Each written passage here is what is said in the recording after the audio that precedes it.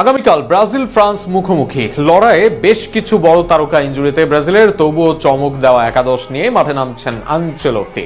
ইনজুরিতে পড়েছেন মেঘালাস আলেসান্দ্রো, তবে ঠিকই প্রস্তুত আছেন সান্তোস এডারসনরা। সেক্ষেত্রে কেমন শক্তিশালী একাদশ নিয়ে মাঠে নামছে ফ্রান্স, তা নিয়ে থাকছে প্রতিবেদন। বিশ্ব ফুটবলের দুই পরাশক্তি ব্রাজিল ও ফ্রান্সের মুখোমুখি লড়াই মানেই বাড়তি উত্তেজনা, বাড়তি প্রত্যাশা। আগামীকাল দিবাগত রাতে আবারও সেই মহারণে নামছে দুই দল। গত বিশ্বকাপের রানার আপ ফ্রান্সের বিপক্ষে কঠিন চ্যালেঞ্জে পড়তে যাচ্ছে ব্রাজিল।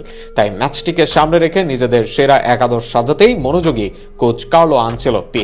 গোলপোস্টের নিচে কারা থাকবেন তা নিয়ে কিছুটা আলোচনা থাকলেও অভিজ্ঞ অ্যালিসন বেকারের পরিবর্তে এই ম্যাচে সুযোগ পেতে পারেন এডারসন।